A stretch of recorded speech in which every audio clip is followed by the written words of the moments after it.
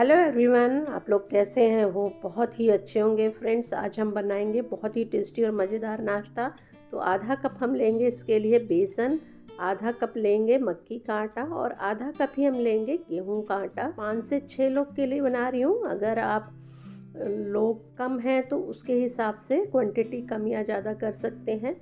तो स्वाद के अनुसार नमक ले लेंगे। 1 चम्मच मैं ले रही हूँ सेंधा नमक, कोई भी सफ़ेद नमक ले सकते हैं आप।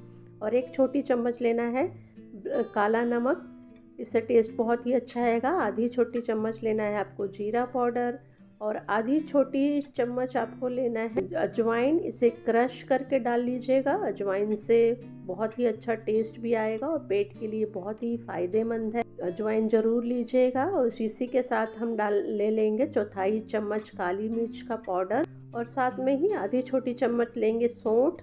आप सौंठ के बजाय आप अदरक भी ले सकते हैं, 1 इंच का अदरक ले लीजिएगा। और 1 चम्मच आपको आमचूर पाउडर लेना है। अगर आमचूर पाउडर नहीं है तो 1 नींबू का रस भी ले सकते हैं। 2 हरी मिर्चें बारीक काट के ले लीजिए और हरा धनिया आपको ढेर सारा लेना है।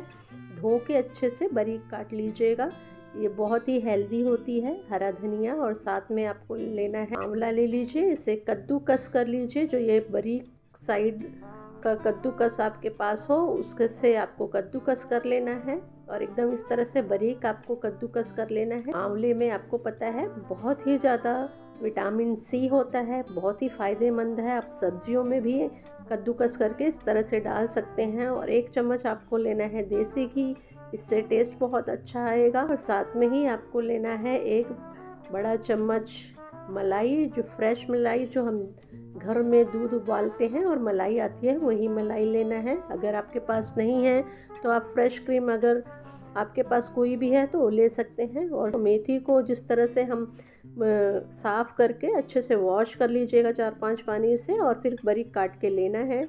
और साथ में ही आपको सोया साग लेना है। सोया साग अगर आप जानते हैं तो इसकी पतली पतली छोटी छोटी पत्तियां होती हैं और आपको कच्ची कच्ची डंडियां एकदम नरम नरम लेके उससे अच्छे से वॉश करके 4-5 पानी से और बारीक काट के ले लेना है। तो साग की क्वांटिटी मैंने ज़्यादा ली हुई है, ज़्यादा साफ़ किया हुआ है साग। हमें सारा साग नहीं लेना है, बस 1 मुट्ठी भर के सोया साग लेना है और 1 मुट्ठी भर के ही हमें इसके अंदर मेथी का साग लेना है। तो अगर आप कम पसंद करते हैं तो थोड़ा कम क्वांटिटी कर सकते हैं, लेकिन जब साग अच्छे से भर के बनाएंगे तभी एक जो हमारी रेसिपी है बहुत अच्छी बनेगी। अब हमें क्या करना है, सारी चीज़ों को इक्वली अच्छे से मिला देना है। तो क्या करना है, थोड़ा थोड़ा पानी डाल के आपको आटे को इकट्ठा कर लेना है। जैसे हम आटा गूंदते हैं रोटी के लिए उस तरह से हमें नहीं गूंदना है, बस अच्छे से इसको पानी डाल के बस इकट्ठा करना है। पूरा मिक्स करके अच्छे से कर लें। तो जब इस तरह से हमारा डो बन जाएगा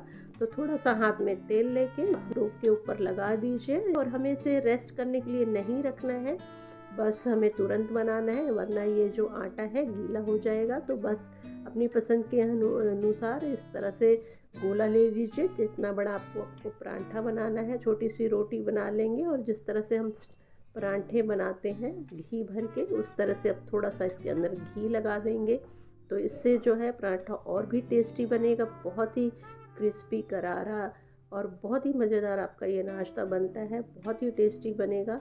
तो बस इस तरह से आप घी लगा दीजिए और फिर इसके अंदर इसे इस तरह से फोल्ड कर दीजिए। फोल्ड करने के बाद आपको फिर से एक बारी थोड़ा सा घी और लगाना है और फिर उसे मोड़ देना है। तो इसे भी इस तरह से फोल्ड कर दीजिए। अब परांठा एकदम आपका बन के बेलने के लिए तैयार है। तो थोड़ा सा सूखा आटा लगा के आप इस तरह से नॉर्मली जैसे हम परांठा बनाते हैं उस तरह से सूखा आटा लगा के आप इस तरह से बेल लीजिए।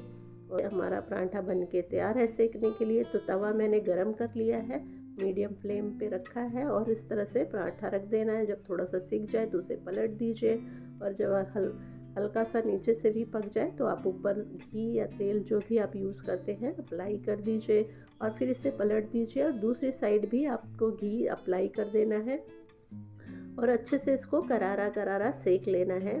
उस फ्लेम को बहुत तेज़ नहीं करना है, मीडियम फ्लेम पे रखना है और लाल लाल इसे आपको एकदम करारा करारा सेक लेना है।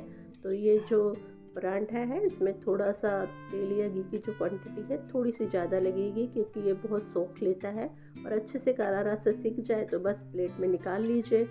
तो एक पराठा मैंने इस तरह से गोल भी बना लिया है। आपको इसमें घी स्टफ़ करने की ज़रूरत नहीं है। नॉर्मली जैसे हम रोटी बनाते हैं उस तरह से रोटी बना के जैसे बेल के और इस तरह से सेक लीजिए अच्छे से घी या तेल से, और जो भी पसंद हो उस शेप का आप बना लीजिए। और बहुत ही क्रिस्पी और करारा हमारा ये नाश्ता बन के तैयार है। अब इसे देखिए थोड़ा सा इसका क्योंकि घी स्टफ़ किया हुआ है तो उसकी शक्ल थोड़ी सी अलग है, तो इसे बटर या घी के साथ आप सर्व कीजिए। बहुत ही टेस्टी लगता है, बहुत ही मज़ेदार, बहुत ही क्रिस्पी और करारा है। मन नहीं भरता खाने से, पेट तो भर जाता है, बहुत ही टेस्टी है। तो जब भी आप किसी को सर्व करें तो उसको थोड़ा सा बटर या घी दे दीजिए। अगर साथ में चाय दे देंगे तो सच में खा के एकदम मज़ा आ जाएगा। अगर दही यूज़ कर रहे हैं तो आप चाय को स्किप कीजिएगा। दही के साथ आप पराठे खाएंगे तो भी बहुत टेस्टी लगेगा। इसके साथ किसी चटनी की आपको ज़रूरत नहीं पड़ेगी, लेकिन फिर भी आप खाना चाहते हैं तो चटनी दही वगैरह ले सकते हैं। बहुत ही मज़ेदार आपका नाश्ता पौष्टिक बन के तैयार हुआ है। अब आप इसे एंजॉय कीजिए। अगर आपको मेरी ये रेसिपी अच्छी लगी, पसंद आई तो मेरी वीडियो को लाइक कर दीजिएगा। अगर आप मेरी वीडियो पहली बारी देख रहे हैं, न्यू व्यूअर्स हैं, तो आप मेरे चैनल को सब्सक्राइब कर लीजिएगा ताकि आपको नोटिफिकेशन आता रहे, आप सबसे पहले मेरी वीडियो देख सकें। और आपको मेरी ये रेसिपी कैसी लगी आप कमेंट भी कीजिए, मुझे बताइए, मुझे बहुत अच्छा लगेगा। तो फ्रेंड्स नेक्स्ट वीडियो में मिलेंगे। Thank you for watching, bye bye.